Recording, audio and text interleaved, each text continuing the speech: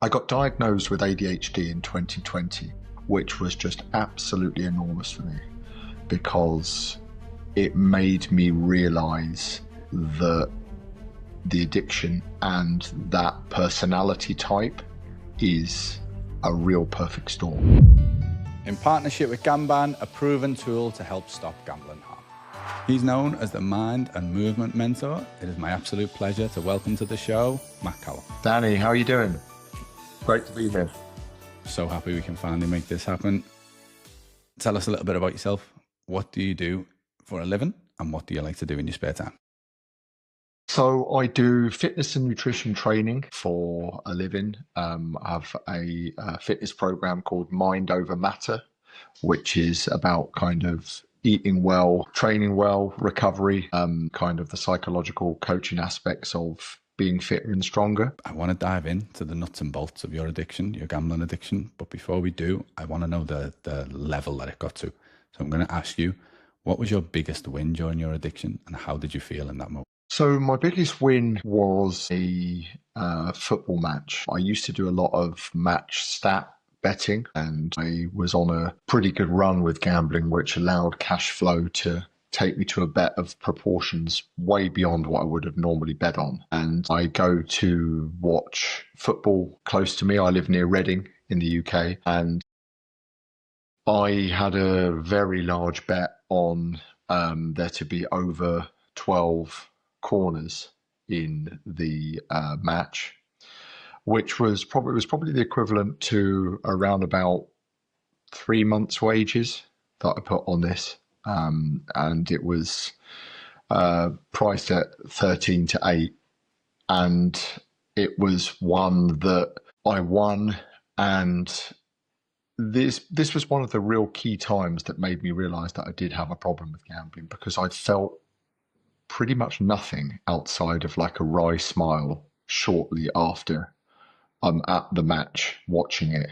And it crossed over to the threshold of the 13th corner, which happened relatively early on, probably in about the 58th minute of the match. And then immediately I just wanted to gamble again. I was actually frustrated that I had to sit through the rest of the match without any remaining money on it. It's almost like it had happened a bit too easily. But if you just spoke to me a week leading up to it, I was hoping and praying. I was looking for signs from the universe, thinking, will this or won't this happen? I nearly didn't do it. I went into the betting shop there to phone up a couple of times to get it. I mean, they knew me anyway, sadly, from being a regular gambler, but to get it authorized. And yeah, it sounds like I would have been absolutely jubilant, like the people on the posters, like, yeah.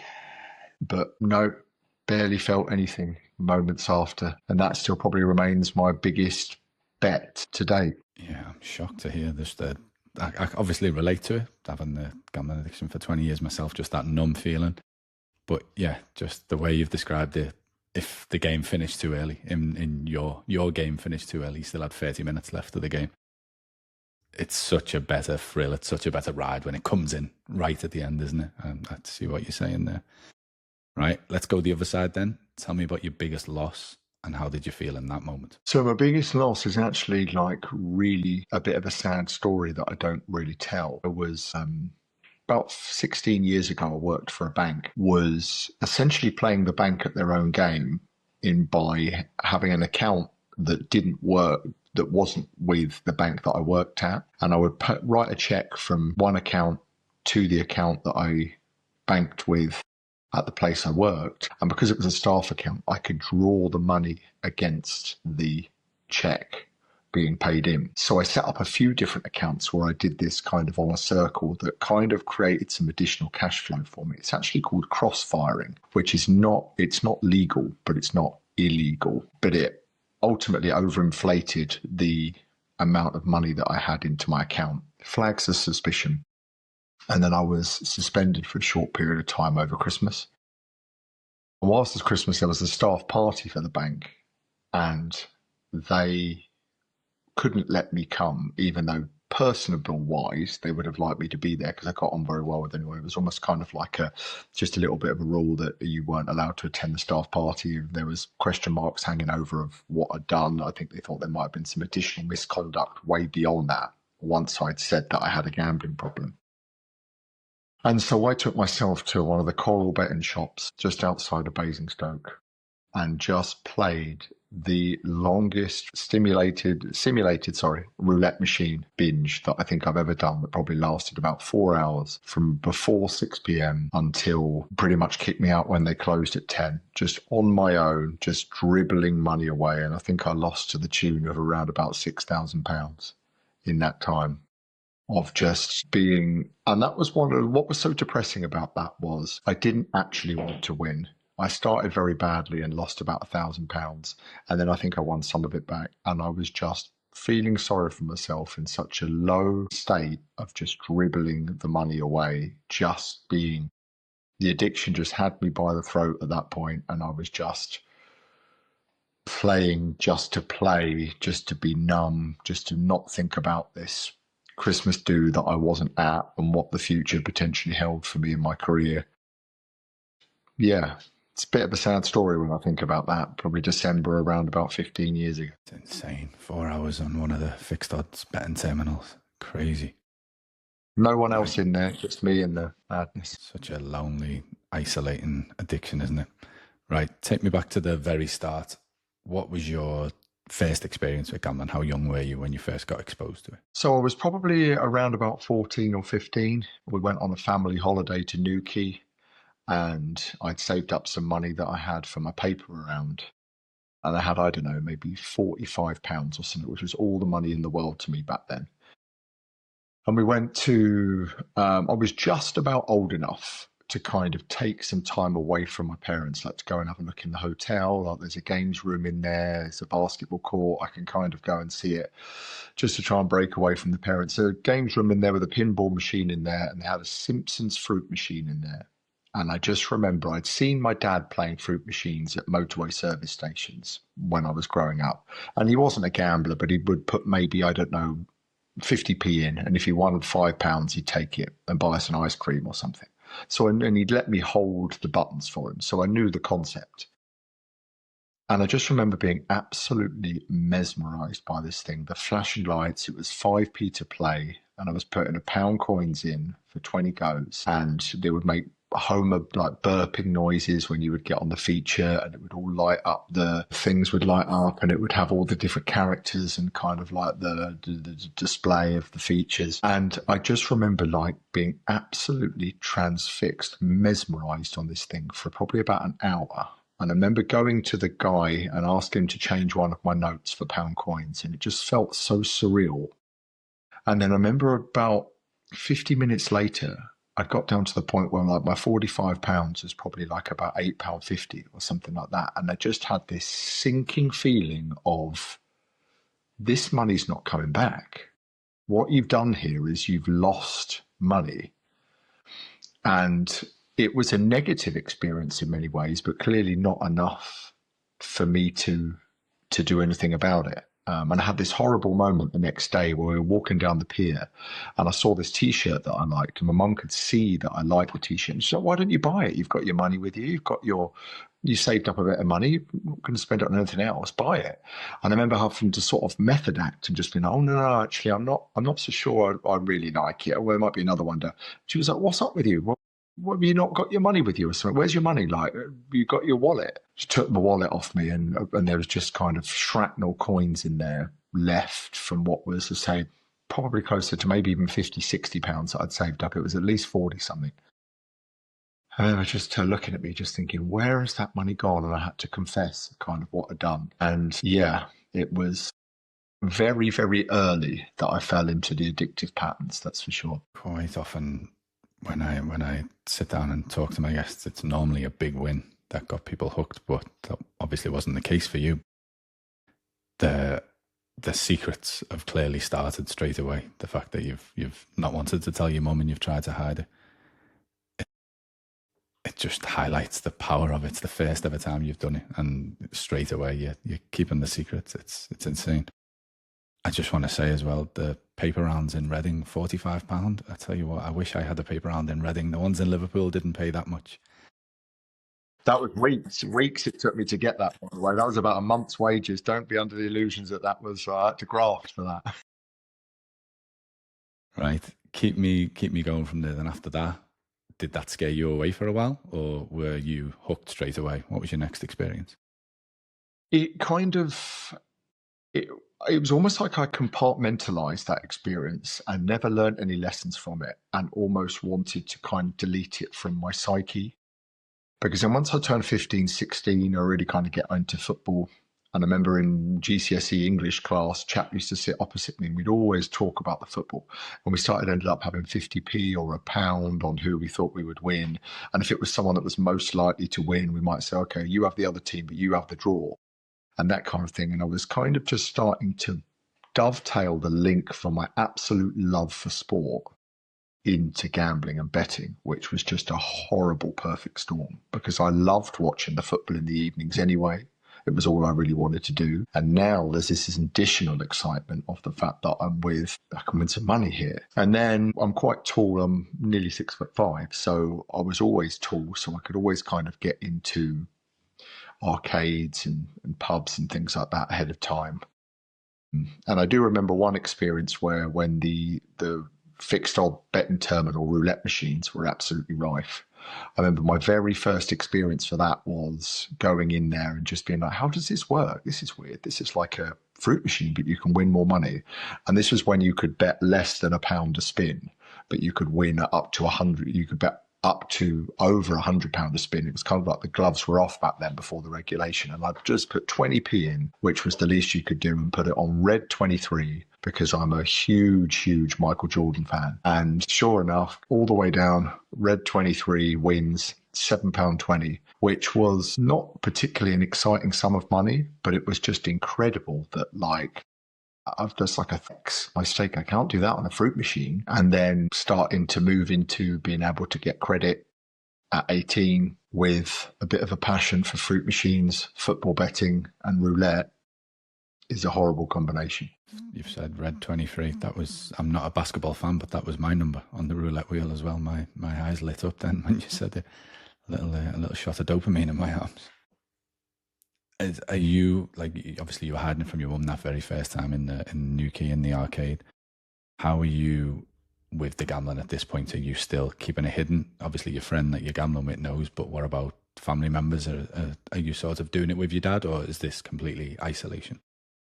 I think I'm starting to be that kind of moody student kind of age where I don't really like my parents anymore and I like my freedom. And I can go out for the first time and I can go, no one can tell me I can't go to a pub, I can't go to a betting shop, I can't do because I'm 18 now. So I'm living my life on my terms, and that doesn't really involve my parents. So I'm not actively trying to cut them out of it, but I'm just digging a bit of a hole slowly but surely based on the fact that I can now get credit, the fact that I think I've got this freedom, the fact that I think I've got this strategy where every time I put 20p in a machine, it's going to come up with the number I think it is, or, I know so much about football. So, oh my God, I can, in hindsight, incredibly naively and delusionally think that I can sort of make money out of this. I think that kind of this can almost be like a second income. This is exhilarating. This is exciting. And I just kind of want more of it. There's no part of me that wants to quit in any way, shape or form at the moment. And I'm just I've seen behind the curtain into the gambling world and I want to sort of get stuck right into it. That's where I am at this point. This is your late teens where you've took us to now. Once you've gone into full-time employment and you've got regular money coming in, how has that impacted the scale of your bets? Things are getting bigger. I never went to uni, so I started working for the bank that I mentioned earlier at 19 years old. And a lot of my friends are in student debt, haven't got two bits of paper to rub together because they're students. And I've got a paycheck of nearly £1,000 a month coming in after tax. I'm sort of a bit of a flash git. I've got, so if anything, I can just I can turn this into more money. Before I was doing maybe £5 on a football accumulator and just kind of almost just for a laugh, really. Now, if I think a team's going to win, I'm betting 50, 70, 80, £100 on it the weekend, which is a lot of money to me. And there's a big sort of dependence on that result, and it's starting to build. I'm starting to get flutters from Friday afternoon because tomorrow's a big day. Relate to the friends being students. I was the same. All my friends went to university. I went straight into full-time employment at 18, 19. And I was always the one that had that big paycheck. And like you say, they didn't have a pot to piss in. So that reputation of I'm the big shot, I was it. And then even just the reputation of I'm placing all these bets, and they're like, wow, the money that they're seeing me bet, it's so impressive to them. It's just this role that I played, and it sounds like you went through the exact same thing. How have we gone from where you are now, starting at the bank, to when you were writing those checks out and cashing those checks prematurely? So I was there for a period of kind of just under 6 years. When I started at the bank really kind of represented my gambling career in a sense. I didn't overly like the job. I wasn't hugely fulfilled. The people were great, but I was living for the weekend. And gambling was something that would allow me to cope through the fact that I didn't really enjoy what I was doing. I used to do 9 till 5:30 every day. But every day I'd ask for the 11 a.m. lunch break, and no one ever knew why. And it was because I was just absolutely clucking to walk across the road to Ladbrokes to play on the automated roulette machine. It was like a horrible trifecta of betting shops. There was Coral next door but one to the left. There was Ladbrokes directly opposite. There was Betfred that was a stone's throw in another direction. It really was like this horrible kind of cluster, almost sort of infringing on the bank. And I think as I climbed the career ladder a little bit, I had more money in my pocket. The irony, of course, being that I would often have a highbrow conversation with someone about where they were going to invest their money into financial planning. And then 2 minutes later, grab my keys, shut my door, and go and gamble everything that I've got available in my account and my overdraft on an automated roulette machine, which was just, I remember the manager once sort of saying, I know some of you lads like to, he had no idea how bad it was in particular for me, but like, I know some of you guys like the odd punt on the, but let's just all not go in with groups of suits for the bank in and do anything silly in the betting shop, shall we? And I was going, okay, point taken. It sort of makes sense that like 3 or 4 of us just don't walk in all suited and booted into the thing and just sort of recklessly gambling when we're kind of, advocates for the bank in, moments after and moments before. And then, and then it kind of, I would always kind of, it made me lose my respect for money, I think, a bit working for a bank, which it can do when you start as a cashier. There's banknotes everywhere. There's oodles in the safe. There's that kind of thing. In some ways, you could look at that as money is very abundant and that'd be a positive thing on you. For me, I think it kind of just made it played more into the easy come, easy go narrative that I was already in a real trap for. And that was just probably the addiction wanting to kick me while I was down and just keep me there. And it got progressively worse through my mid-20s again with volumes of bets, with amounts of bets. And then, it kind of sort of crescendoed a little bit, made me sort of think about taking a new, it was my choice to leave in the end as opposed to me being actually pushed because there was no official misconduct. But I took some time in my later 20s to kind of think about what I really wanted to do with my life. And that's kind of still what I'm doing today. If you want to quit gambling, one of the strongest things you can do is remove access completely, and Gamban does exactly that. Blocking gambling websites, apps, and betting platforms across every single device you use. They've been around for over a decade and recently passed 1 million downloads. And I'm genuinely thankful that Gamban has come on as Addicted Recovery's first ever sponsor. It means a lot to me and to this community, so if you're ready to protect yourself, visit the link below or hit gamban.com and download Gamban today. I'll ask you, is there any regrets around a certain area? From my story, my mum has always managed an estate agent while I was younger, and similar to yourself, 100% of my wages was going on gambling. And I struggled for a long time looking back, thinking I should have all kinds of properties now. My mum was on the inside and could have helped me. I should have invested my money like that. And that kept me in my addiction a bit longer because I was angry that I didn't have those properties behind me. I hadn't invested my money, so I need to get this money back, so I'll keep gambling. Where you said you were giving out financial advice to clients and then you'd go across the road and blow your money. Was there any regrets there afterwards where you're sort of thinking, I'm giving all this amazing financial advice and I'm making people money, I should be doing that myself instead of wasting my money in the Ladbrokes and the Coral across the street? Yeah, I mean, I always have a strange relationship with the word regret, because I feel like if you're not careful, you can rob your life experience now just thinking about the past that you can't change. And believe me, I could easily do that for the next half a decade, just thinking sort of coulda, woulda, shoulda. And I would have every right to do that because I've made a lot of mistakes. Same as what you mentioned. The financial landscape would be so much different if I had put some money away, made it work for me, etc., etc. And monetarily and life setup and life circumstance wise, there's frustrations there definitely about how I should be in a different position now if I hadn't been so reckless, 100%. The counter argument I would give was I kind of do feel like the universe steered me towards something that I actually wanted to do. No disrespect to people that work for banks at all, but I have some friends that are still there now and they look at me as someone that loves what they do, building their career, and are almost kind of slight envious. Jealous is too strong a word, but it's like that old saying, the enemy of the best is the good. If you just stay in a good situation, sometimes there isn't actually the leverage to change. Where my hand was forced a little bit, it made me do something that I wouldn't have done otherwise. So for that, I have to be kind of grateful and not regretful, I think.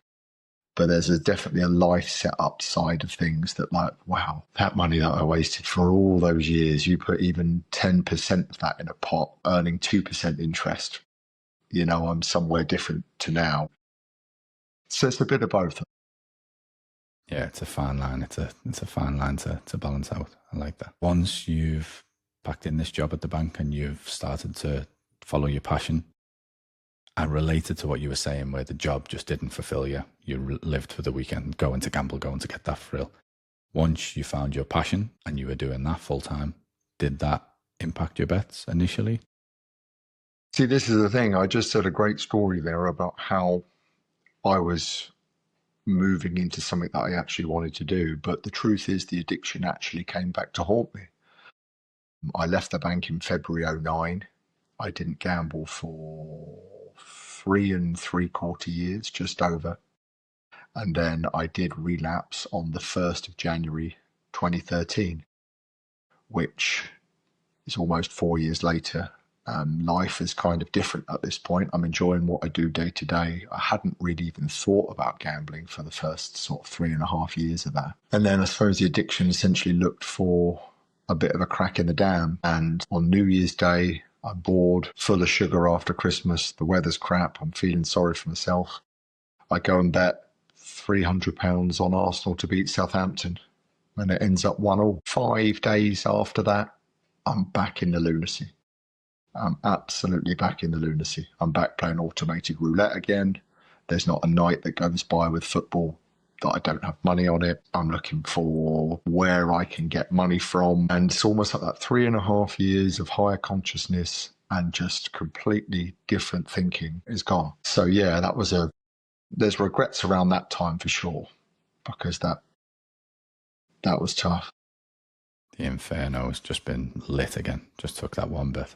Yep, I can relate to that as well. What do you feel was the main reason behind that 3.75 years where you were able to stop? Are you putting it down to pursuing your passion in life? What helped you stop? Did you do any sort of recovery work? Did some in-person GA meetings, not for long enough, I must say. And my ego got the better of me and made me think that I didn't need it. I really enjoyed what I did day to day. And, you know, that is of importance. I've also gambled at times where I've enjoyed what I've done day to day. So that's not the be all and end all. But it was just such a nice period. I think it was so bad, the situation in 2009, when family found out, some of my debts were revealed. There was a real kind of leverage to stop. There was a real kind of, this can't carry on. There's loads at stake. Recovery is the way forward. And I think complacency crept in. I think year 1, year 2, year 3, I'm kind of conscious of that. There's still, I like the expression, a therapist said to me once, you've got to be careful. You seem to struggle with being off the bottom of the ocean. When I'm at rock bottom or things are bad, I can give you umpteen reasons as to why not gamble, and there's leverage. When I've got a bit of money in my pocket, things are straightened out, things are looking pretty good, no one's breathing down my neck, that's when I'm at risk. And that's when it's kind of like, well, why not? You're not a gambler. You don't have a problem with gambling. You're not in any debt like the rest of them. You're not likely. And that's the self-talk goes into the, let's just do it for fun and see what happens, as opposed to, being desperately trying to chase in the other world of it.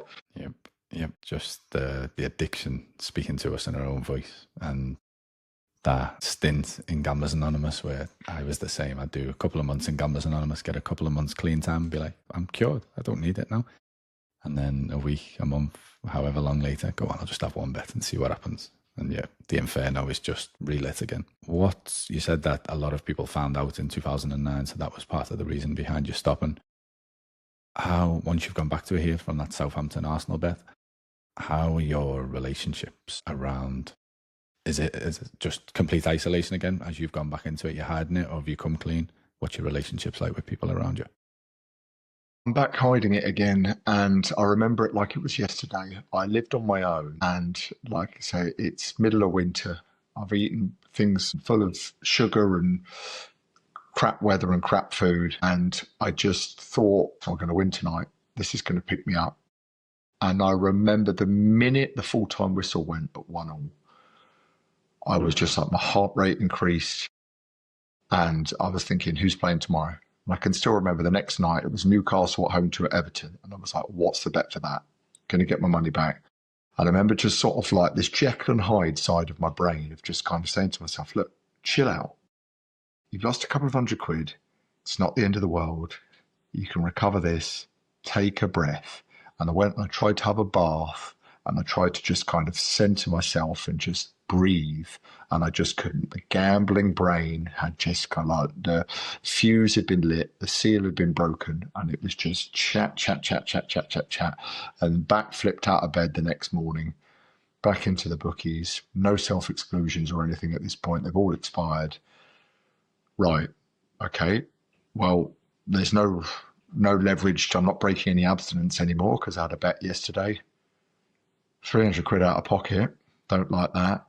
There's all sorts of Premier League going on all through the holidays, New Year's Day, and that kind of, away we go. And yeah, no courage or confidence to tell anyone, no allies. I spoke about this before. For me, people become ogres in my mind, even people who I know, love, and care about me. I could have said to my dad when the full-time whistle went, I've buggered up here. I've been a prat. I've lost £300. And he would have said, you prat, let's have a chat. Let's talk about it. Let's go and do self-exclusions. Let's do something constructive. Let's do this. Let's do that. But in my mind, I don't want to have that conversation because he's going to be like, you did what? After everything that happened last time. But so I've got to retreat. I've got to retreat into my mind. I've got to isolate. I've got to withdraw. And that, in hindsight, is the wrong move, because it would have taken 10% more courage to just be like, Dad or a mate or something. But no, I'm back in my own mind now. And then the more insulated I am, the more I'm doing it, the more further isolated I get, the more I lose. And if I'm not telling anyone when I've lost £300, I'm not telling anyone when I've lost 10, 20x that. So yeah, that's knowing what I know about myself now, that's a regret, but it's not easy. It's not easy at all. It's the hardest thing to do, reaching out and asking for help. Like you said, it just takes that little bit more courage, but it's so hard to do once you're there. That shame keeps you trapped, that just the fear of judgment. Like you said, your dad would probably have been supportive and been like, let's fix this. But in your mind, you're making up all these scenarios that he's going to be like, he's going to be angry, he's going to be this. Yeah, it's again, the addiction just keeping us in the addiction, justifying why we're doing it. And what Matt said there is so true. It's the hardest thing to do. Guys, if you're watching now and you're struggling with gambling addiction, reach out to a loved one. Find someone that you feel safe with and let them know what's going on. You can stop this now. Me and Matt have spoken about regrets. I try not to have regrets, but everybody always wishes they could have stopped sooner. You can stop today. Reach out to a loved one. Speak to somebody. At worst, get in the comments below and let me know what's going on. I'll respond to the comments and I'll try and help you along the way.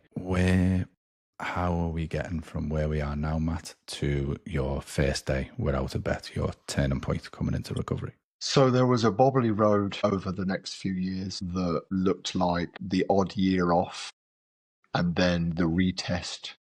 Have I still got a problem? Fancy the football today. Life isn't as brilliant as it could be. And life is probably a 6 or a 7 most days. I want it to be an 8 or a 9.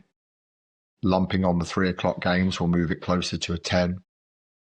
I got diagnosed with ADHD in 2020, which was just absolutely enormous for me because it made me realize that the addiction and that personality type is a real perfect storm. I don't even know how I feel about the label ADHD sometimes, but I know that there are certain characteristics. Possibly my brain is slightly above average, whichever way you want to look at it, in terms of being low level baseline dopamine, short attention spans, hyper focused on things I'm really interested in, and just definitely different in some ways that just makes something like gambling seem so logical to help me regulate my mood, to help numb me from thoughts and emotions that I don't really want to face as a coping strategy when I feel overwhelmed. You name it, the list goes on. So I've only really been able to properly embrace recovery in the last couple of years, really, since that. And also a big nod, I had a stint at Gordon Moody earlier this year, which, for those that don't know, it's a residential, did a short time at it's called Retreat and Counselling. I'm at their place in the UK, in Redditch near Birmingham. And that was magnificent. And that's just helped solidify things further for me on the road that I am now. But definitely bobbly and bumpy with a lot of testing myself, a lot of not fully understanding the nature in which I needed to surrender to the addiction. Embrace recovery, watching content like your fantastic channel, other people, staying connected with like-minded people regularly so the addiction doesn't look for a crack in the dam. I used to look at even some online meetings that I would do 2021, 2022 as a chore. And the fact that I can't wait's a bit strong sometimes, but really look forward to being on them tells me kind of more where I need to be at day to day and what I need to do if I'm going to make this work, make recovery work. You mentioned the topic there that I'm really intrigued with. Talk to me more about the link, or what you believe the link between ADHD and gambling addiction, because I know I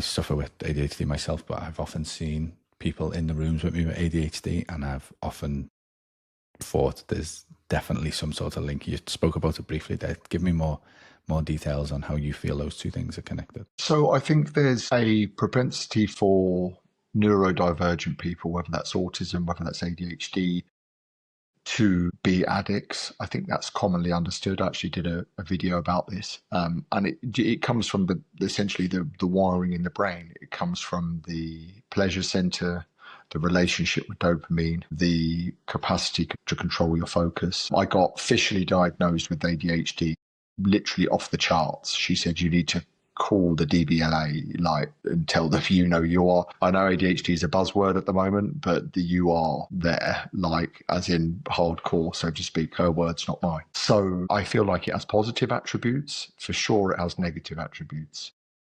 I feel like one of the reasons I like to lead the lifestyle that I lead, which is very much connected to what I do for work, eating really clean diet, nutritious foods, very little ultra processed foods. I don't smoke, I don't take drugs, I'm completely teetotal from drink. I exercise daily. I never usually go to bed after 10 p.m. Definitely can help me diminish those symptoms because it is like a barometer. I think if people are on the spectrum, and they are, but all humans are probably on a spectrum somewhere. And I think you can definitely, I am way, way, way, way more at the risk of a relapse if I'm foggy because I'm underslept. I've eaten way too many carbohydrates, which has completely mismanaged my blood sugar, which has impacted my mood, which has given me negative self-talk, which has given me negative energy, which has given me a nihilistic view on life, which has given which can then potentially lead to, doing something that the higher consciousness me, to use a spiritual term, doesn't really want to do. And I've met a lot of people in recovery that are for sure on the spectrum. Some diagnosed, some not. And I think when you've got ADHD, you do kind of your own job of diagnosing people. Obviously unofficial. I don't have zero qualifications. I'm, just kind of like, yeah, I'm pretty sure you are. Yeah, she is. Because you just know there's attributes that can't hide that classically it, and therefore, yeah, it's definitely I would be surprised if all addicts aren't somewhere closer to, if this is neurodivergence, closer to here than say the average person on a barometer. It's fascinating, Tom. Loving imagining you going around giving out the certificates to people. I'd get sued probably or something like that. We have the same belief there. I do believe everyone's on the spectrum somewhere. People like me and yourself who need that buzz, that thrill, are obviously a lot higher up. But yeah, I do believe everybody fits on there somewhere. You've mentioned a lot of what your recovery looks like there. Clean eating, the daily exercise, the regular bedtime routines. Big advocate for all of that myself as well. I get that you want to keep yourself right. That's you putting in work for yourself to stop you from feeling bad, which could lead to a relapse. So that's you being proactive. What does your recovery look like with regards to gambling directly? How do you see that relationship, your relationship with gambling now? I think for me, it's about regular touch points with people that understand. And that is through a good community. So that is attending regular online meetings, having, whether it's voice notes, catch-up calls, some form of contact with people who are also in recovery, proactive, like-minded, serious about recovery though. And that coupled with some of the other stuff I mentioned, like GM exercise and some of the more nuts and bolts stuff, for me really does seem to be working. I think you can probably relate to this. I think sharing my journey on some of the social media platforms I've really found quite therapeutic and rewarding, to know that you're kind of paying information forward to others. I always say I create the kind of content that I wish the 20-year-old me had access to. Would he have listened? I don't know, but it would have been good to be there. So I think there's something to be said for the peer group accountability and kind of the proactivity of sort of sharing ideas. I think not every gambler wants to tell their story, but for me, I feel like I do, and I feel like everyone wins when I do, because someone might not make the mistake that I do, and at the same time I'm kind of reliving it, which is making it more real, which is an important reminder for me. Again, going back to that, off the bottom of the ocean, the addiction will easily let you forget how bad things were, in particular if you've moved on a little bit or some time has passed. So yeah, a combination of those things. Take me back to May 2024, or amazingly intellectually informative YouTube channel, Addicted to Growth. What was the motivation behind starting that? You've spoke briefly about what you get from the channel. What are you hoping others get when they're watching the channel as well? I think I like to think of it almost as a little bit of a brain dump about addiction. I feel like whether it's my ADHD, whether it's the rabbit holes I've been down, I have kind of quite an abstract view of addiction. And I feel like I love it when I get comments that people will say things like, I've never heard it explained this way, or you have a really good knack of breaking things down, because I feel like I'm very kind of front brain kind of dominant with information and that kind of thing. And I'd like to tell stories and try to educate in that way, as a way of, people kind of understanding a bit more about it. And I also think, and you can probably relate to this, I feel like the trajectory of problem gambling is only getting worse at quite an aggressive rate. I actually wouldn't be surprised if it's one of the biggest problems in society as a whole in as little as probably 1 to 2 years' time. It's so alarming, the manner in which that it's, literally the NBA, I'm a big basketball fan. I don't know if you've followed any of that, but the NBA has gone bananas over the last sort of 72 hours about that. There's lack of regulation in America now to the point where you've just got everyone from Drake to Floyd Mayweather to Logan Paul to you name it, however, whatever profile they've got, plastering their bets all over. And this won't end well. Even if a tiny, tiny, tiny percentage of people are problem gamblers, which is probably more than that, and it's growing by the day, it's an epidemic of people that are going to struggle with this. So it felt like I wanted to do my bit to put a bit of a dent in the universe around a problem that I'm just so passionate about because of the way it affected me for so long and others around me. And I guess it's rooted in the fact that I don't want people to make the same sort of mistakes that I did. Guys, when we're finished here, check the description down below. There'll be links to Matt's channel there. Check it out. I'm regularly watching his videos each week. I want to take you back to a particularly painful video. So I started my YouTube journey in November 2024, and around that time you've put a video on entitled "The Video I Never Thought I'd Have to Make." Talk me through that relapse. Talk me through that moment. Yeah, this is actually really sad to recall because when I started the channel in May, that was it. Like, never going to gamble again now. I'm doing this channel. I'm trying to help others. And then just on the 1st of October, 2024, I suppose a moment of sheer lunacy, found myself driving to Reading, outside of my self-excluded zone, to place a bet on Champions League football. Still couldn't really tell you why now. I think the addiction likes to make it about money and make it about life circumstances. I'd had a large fault on my car, which was going to cost me a lot more money than I anticipated for, that I found out like at a moment's notice when it went kaput and hadn't really budgeted for. Not that that's in any way, shape or form an excuse. And then, there was a few weeks of kind of falling back into the old pattern again. I think what I would say about that period is it felt very different. It felt like I was getting so much resistance in my body when I was doing it. I was waking up in the night with digestive issues, heart palpitations, almost like borderline panic attacks.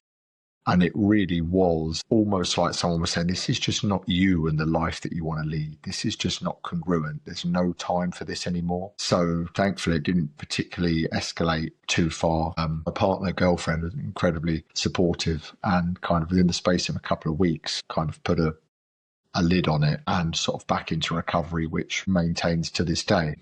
Yeah, there's, I think, an additional lesson there. Maybe I needed one final lesson of just, you don't stay on the front foot with this. You don't actively think about and engage with your recovery at regular intervals. You think you can be complacent. I've heard stories of people upwards of 25 years off gambling. 2 days later, they're back like that quarter of a century never happened. They've gone back to why is that? I don't know. It's difficult, but you'd like to think over that time you could rewire different synaptic pathways in the brain or something to the point where it would be different. But it just seems like if it's in you, it's in you, it's in you, and it's to be respected. You've got to be proactive, and like you said, you've got to put the work in and stay ahead of the curve. If you're being reactive, it's too late. Reactive means there's been a relapse. So you're a little over 12 months now, this recovery.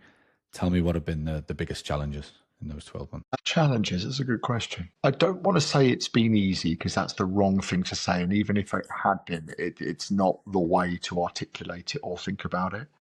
I think I've always done a fair amount of self-development work on myself, irrespective from any gambling. I've always wanted to try to read, self-educate, go to events, be coached to try to kind of build a better life. And I feel that bubbling away with throwing in some additional recovery work has just really made life enjoyable and not stressful. And, things like the recovery work I look forward to doing, they're part of my life. Things like eating healthy is part of my life. And I've accepted that this is the only lifestyle for me, as opposed to something like, I don't know, a diet, for example, that you do for 3 weeks or 4 weeks and you can't wait for it to end so you go back to your old behaviour. I've really kind of found a way to kind of be consistent almost without trying. with sort of a number of the things that I've mentioned, and that just seems to be serving me really well. So I wouldn't say there hasn't been urges from time to time. I think Gordon Moody, again, to give them a nod, was absolutely magnificent. To be surrounded by people and to really hammer home just how many people struggle with this addiction and to the severity that they can do was really quite sobering and really like impactful in the right way. And that just kind of added to the work that I've been doing and that to see me in a good place. Certainly, there has been the odd mental challenge. I feel, there isn't a Friday that goes by when my brain won't say, who's playing tomorrow? And put on probably a very quick hypothetical bet as to why I see that. But that is something that happens kind of autopilot, subconsciously, without there appearing to be a me that can interject first. So I don't hate myself for that. I know that there's a quarter of a century, best part of, I've had these patterns. They're not going to disappear overnight. They may never disappear. I can look at that as a brutal challenge that occupies every fibre of my being, or I can look at it as just almost kind of like, oh, there's the devil on the shoulder for today. He ain't going anywhere anytime soon, but doesn't mean I need to listen to it. I like to say you're not responsible for your first thought. However, you are responsible for your first action. You sort of spoke on that there. I love that. Yeah, I love that. Can you now watch your beloved Reading, or do you refrain from watching due to the thoughts, the urges that pop in? I've not been to a live football match since I've been in recovery. And that is on purpose. I used to partly watch Reading and partly go to Brentford as well because my cousin's a season ticket holder. And I have very little desire to go. And I do really almost kind of feel like the addiction has killed football a bit for me. I cannot tell you the last live game I watched. It just feels like it could be a gateway. And I feel like I'm not simultaneously going to be able to enjoy the situation of watching it without either hypothetically betting and or getting pulled a little bit in the wrong direction. And it's a shame because I still follow football, I follow results, I watch highlights, I watch goals after the fact.